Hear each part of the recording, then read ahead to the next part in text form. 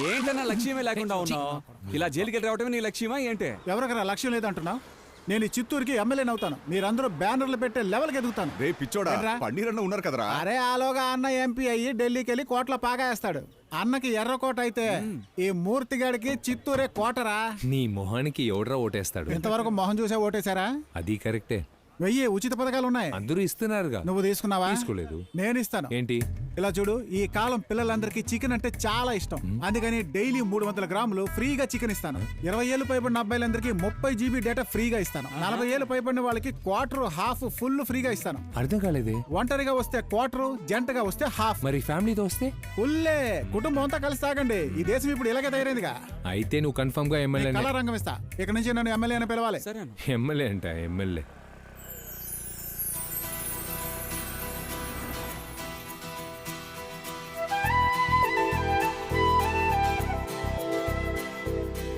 ఏంటి రత్నం, ఎవరిని చూస్తున్నావు?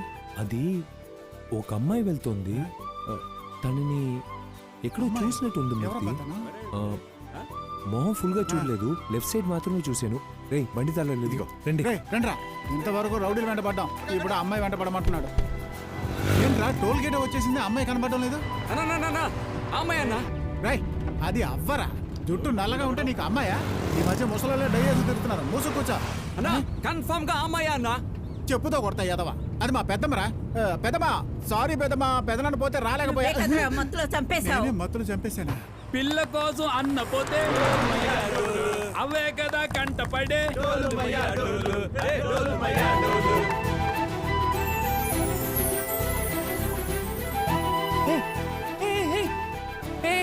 తనేరా స్కూటీలో వెళ్తుందిరా. అనేది అమ్మాయి. తనేరా. దిగండి దిగండి.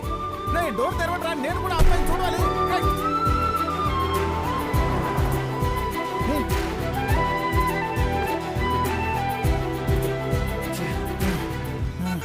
అయ్యో కంగారుకు పుట్టినాలు. ఒక్క స్కూటీని కూడా వదిలిపెట్టడం లేదు. చూడగానే దిగి పరిగెడుతున్నారు. రత్నం ఎవరది? ఆ అమ్మాయిరా. ఇప్పుడైనా మొహం చూసావా? రైట్ సైడ్ మాత్రమే చూసా, కానీ ఎక్కడో చూసినట్టుంది మామ. బండి నిండా డీజిల్ ఫిల్ చేసి ఉందా? ఎలాగో వదిలిపెట్టావు. ట్యాంక్ ఖాళీ అయ్యే వరకు తిరుగుదాం. రత్నం రత్నం అమ్మాయి అటు వెళ్ళి తిన్నాను వదిలే.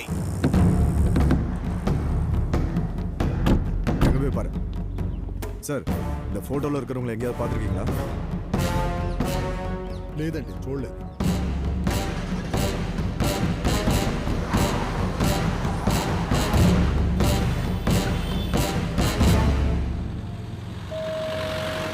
నమస్తే అక్క. అక్క చూడడానికి మహాలక్ష్మి ఉంది. నమస్తే అక్క. ఏంటి పుస్తకాలతో వచ్చారు? అమ్మోరు జాతరకి చందాలు వసూలు చేస్తున్నారా?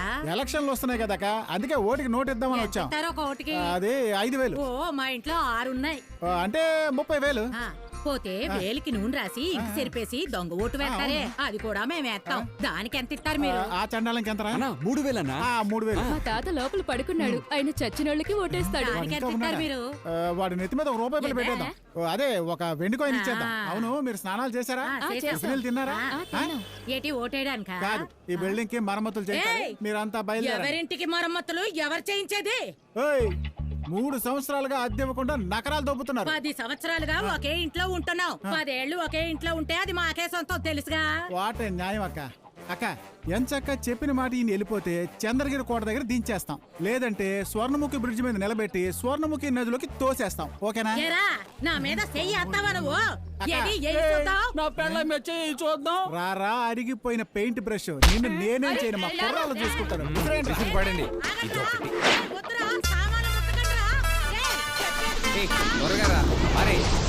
ఏంటి పట్టపగలు ఇంత రాచకం చేస్తున్నాడు? ఏంటి నీ పేరేంటి? మూర్తి. నీ పేరేంటి? కీర్తి. మూర్తి చిన్నదిగా ఉన్నా కీర్తి పెద్దదిగా ఉందా? నిన్ను మోసుకెళ్ళడం కుదరదు. లొకేషన్ పంపిస్తాను, నువ్వే నడుచుకుంటూ డెలివరీ అయిపోరా. ముసలి ఇల్లు అద్దెకిచ్చిన వాడు ఖాళీ చేయమని చెప్తే ఖాళీ చేయకుండా కోర్టుకు వెళ్తామని బెదిరిస్తావా? ఇలాంటి వాళ్ళని ఊరికే వదిలిపెట్టకూడదు. కూడా చూడకుండా మీద చెయ్యేస్తావట్రా. నేను పెద్దోళ్ళ మీద చేయండి రా, మంచం మీద చేయేస్తాను. ఆగి పడేండి రా. పోలీస్ స్టేషన్ కి ఫోన్ చేస్తాను. అదే ముందే నువ్వు పోలీసులకు ఫోన్ చేసి వాడి గురించి చెప్పావనుకో, పోలీసులు వెంటనే వాడికి ఫోన్ చేసి నీ గురించి చెప్తారు. ఇది నీకు అవసరం. బాడీని వెళ్ళే దారిలో శ్మశానంలో దించేయండి రా. వయసులో పెద్దవారని కూడా చూడకుండా ఇలా విసిరిస్తున్నాడేంటి? మరి ముద్దెట్టుకుంటాడా? పంతానికి కేసు పెడితే అమ్మడానికి వీల్లేక 10 ఏళ్లు లాగుతుంది. ఆ ఓనర్ అప్పు తీర్చేది ఎప్పుడు, పిల్లలకి పెళ్లి చేసేది ఎప్పుడు, సెటిల్ చేసేది ఎప్పుడు? ఇది చాలా మామూలు విషయమే. ఒకరోజు మా ఇంటి పక్కన పార్క్ చేసిన కారు అద్దాలు మొత్తం పగలగొట్టేశారు. కార్ అద్దాలు పగలగొట్టారా? ఆ వీధిలో ఉన్న వాళ్ళు వాళ్ళ పెళ్ళాం పిల్లల్ని సేఫ్ గా బెడ్రూమ్ లో పార్క్ చేసి కార్లని రోడ్డు మీద పార్క్ చేస్తున్నారు. అంబులెన్స్ కూడా ఆ దారిలో వెళ్ళలేకపోతుంది. జనం అంతా కంప్లైంట్. వెళ్ళి మాట్లాడి చూసాం, వెన్లా రాత్రికి రాత్రి అద్దాలు పగలగొట్టేశాడు. ఒక రోజు రాత్రి కార్నర్ బిర్యానీ హోటల్ నుంచి మా నాన్న పార్సల్ తీసుకొచ్చారు. బిర్యానీలో చికెన్ సరిగా ఉడకలేదు. మరుసటి రోజు ఉదయం దాన్ని ఇచ్చి చపాతీ తీసుకుందామని వెళ్తే అక్కడ హోటలే లేదు. ఏమైంది? రాత్రికి రాత్రి దాన్ని పడగొట్టేశారే. సిఎంసి పక్కన ఆ కార్నర్ లో పోరంబొక్క స్థలంలో హోటల్ పెట్టుకుని కోర్టులో కేసేసి అందరినీ బెదిరిస్తూ ఉన్నాడు. బోలెడన్ని యాక్సిడెంట్లు. రత్నంతో చెప్పాను, ఒక లోడు కంకర్ రాళ్లు 2 తార్టిన్లు రెడీ చేసి పెట్టు మావయ్య అని చెప్పెళ్ళాడు. తెల్లారేక చూస్తే ఆ కొట్టున్న చోటు కొట్టోడికే తెలియలేదు. మొత్తం రోడ్ అయిపోయింది. చిత్తూరు పోలీస్ డిపార్ట్మెంట్ ఎవరైనా షూట్ చేసి చంపాలంటే ముందు వాడినే షూట్ చేయాలి. చిత్తూరు పోలీస్ డిపార్ట్మెంట్ ఎవరికైనా మెడల్ ఇవ్వాలనుకుంటే అది మన రత్నానికే ఇవ్వాలి.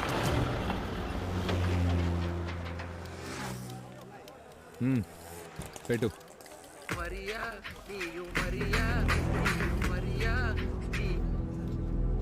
என்னடா வெயிட் பண்ண.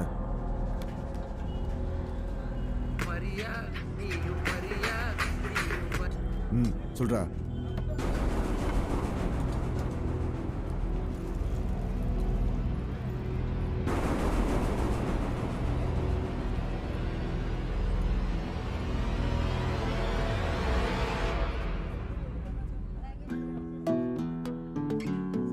అది వదిలే. వాడికి ముందే పరిచయం ఉందా అడుగుతున్నానా? నువ్వు తనకి తెలిసినట్టే మాట్లాడాడు. తెలిసినట్టే మాట్లాడా? నువ్వు లోపలికి వెళ్ళాక ఇక్కడ ఏం జరిగిందో తెలుసా నీకు?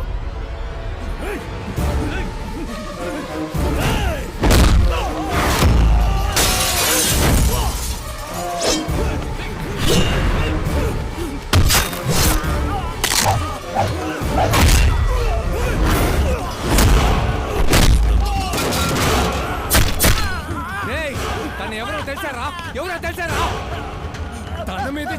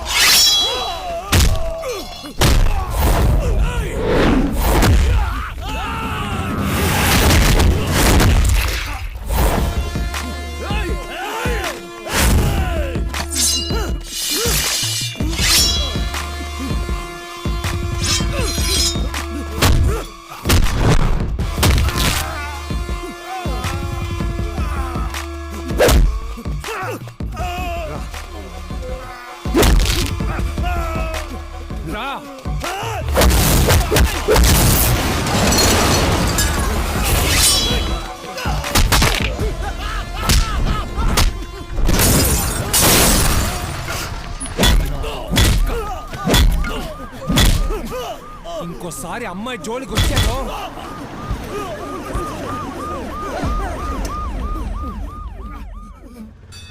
గుడి పూజారి, స్కూల్ టీచర్, పానీపూరి అని మీరు కొట్టొస్తున్నారు. పన్నీర్ అన్నేమో నన్ను సరెండర్ అవ్వమంటున్నాడు. పోలీసులు ఏమో నా వీపు విమానం మూత మోగిస్తున్నారు. నువ్వు పోలీసులకు దొరికి చూడు, కారు, బస్సు, రైలు అన్ని మోగుతాయి. మనూరు పోలీసులైనా కాస్త తాజా చేస్తే వదిలేస్తారు. బోర్డర్ పోలీసులకు దొరికి చూడండి, అప్పుడు తెలుస్తుంది. వీపు మీద మసాలా నూరి పులిసెట్టేస్తారు. వీడొకడు ఎవరో తెలియని అమ్మాయి కోసం రొమ్మిరుచుకుంటూ వెళ్ళి 10 మందిని కొట్టి లోపల కూర్చున్నాడు. దెబ్బలు తిన్న ఆ 10 మంది నన్ను చుట్టుముడతారు. రత్నం అని ఒకరిని అరెస్ట్ చేసి తీసుకొచ్చారు కదా, ఆయన్ని కలవాలి. ఆ చిలక ఇదేనమాట. నీకు నాకు ఏదైనా సంబంధం ఉందా? నీకోసం నన్ను లోపలికి వెళ్ళమంటావా? నా కోసం మీరెందుకు? మరే ఆడు కొట్టేసి పోతాడు. నీకోసం నేను కోర్టు, కేసు, జైలు చెప్పకూడదు తింటూ కూర్చోవాలా? అర్థం కాలేదు. ఒక్క గారిస్తే కుక్క బొడ్డు చుట్టూ ఇంజక్షన్ వేస్తాం, మన బొడ్డు చుట్టూగా వేయించుకుంటాం. దెయ్యం పడితే వేపకతో దెయ్యాన్న కొడతాం, మన ఎత్తనేగా కొట్టుకుంటాం. అలాగే వాడు ఏం చేసినా సరే నేనే ఊరుకోరా మా, కాసేపు వెయిట్ చేయమ్మా, రత్నం వచ్చేస్తాడు. చెప్పండి. ఏంటి బాబాయ్ వాళ్ళు ఏమంటున్నారు? ఏంటి రత్నం, ఎంత కొట్టినా మాకేం తెలీదు అంటున్నారు. నీకోసం 2 అమ్మాయిలు వచ్చారు. అమ్మాయి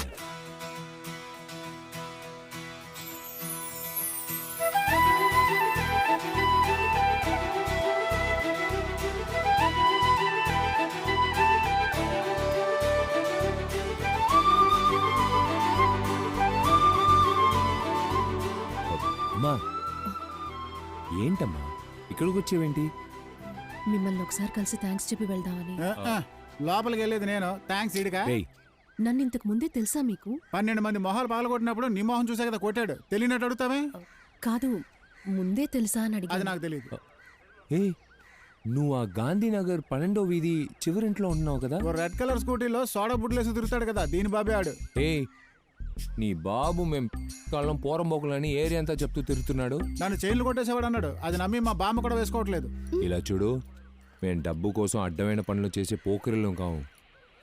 లక్ష్యం కోసం హత్యలు చేసే రౌడీలమని నీ బాబుతో వెళ్ళి చెప్పు, అర్థమైందా? వాటే న్యాయం. రత్నం, మా బాబాయ్ నేత మీద మా పిన్ని బండరాయి పడేసిందంటే ఏంటో చూసి వస్తాను. ఫ్యామిలీ రాళ్లతో ఆడుకోవడం వాళ్ళకి అలవాటే. వస్తాను. రే బండి తీరా. ఎందుకని ఇంత రిస్క్ తీసుకుని నన్ను కాపాడారు? ఓ అమ్మాయికి ఒక సమస్య ఉంటే రోడ్డు మీద వెళ్లే కుక్కే మొరుగుతుంది. మనిషిని నేను చూస్తూ ఊరుకుంటానా? సరే, ఎందుకు నిన్ను చంపాలనుకుంటున్నారు? తెలీదు. ఇంతలా ప్లాన్ చేసి మరీ వచ్చారు, తెలీదంటున్నావు? మా నాన్నకు ఒక ల్యాండ్ ప్రాబ్లం ఉంది, కానీ దానికోసం నన్ను చంపే అంత. అవును, నీదే ఊరు? ఎందుకని చిత్తూరుకు వచ్చావు? నీట్ ఎగ్జామ్ రాసేసి నర్స్ ఉద్యోగానికి 2-3 ఇంటర్వ్యూస్ అటెండ్ చేయాలి. అందుకే ఫ్రెండ్ ఇంట్లో ఓ వారం ఉండి అన్ని పనులు చూసుకుని వెళ్దాం అనుకున్నా. నర్సింగ్ నాకేం అర్థం కాలేదు. సరే, నీ నంబర్ ఇవ్వు, మిస్ కాల్ ఇస్తాను. డబ్బు కోసం అడ్డమైన పనులు చేసే పోకిర్లం కాము, లక్ష్యం కోసం హత్యలు చేసే రౌడీలు. ఒక ప్రాబ్లా ఉంది కదా.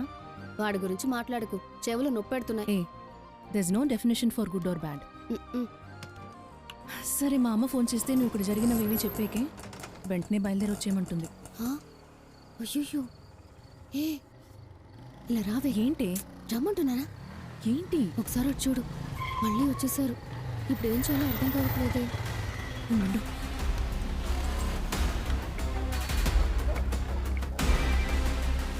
చెప్పమ్మా, ఇంకా పడుకోలేదా? ఎక్కడున్నారు? నా ఇంటి ముందు ఎవరో 10 మంది వచ్చి నుంచున్నారు. చూడడానికి రౌడీల్లా ఉన్నారు. బయట ఓ బ్లూ కలర్ ఆటో ఉందా? అవును. ఆటోలోంచి కాలు బయట పెట్టాడా? అవును. అది నా కాలే. నువ్వు ఫోన్ పెట్టేసి ప్రశాంతంగా వెళ్ళి పడుకో. మీరెందుకు ఇక్కడికి వచ్చారు? పొద్దున్న కాలేజ్ ముందు నిన్ను చుట్టుముట్టారు కదా, మళ్ళీ వస్తే అందుకే నువ్వు ఊరు వెళ్ళే వరకు మేం నీ వెనకే ఉంటాం. నువ్వు దేనికి భయపడకు, వెళ్ళి పడుకో.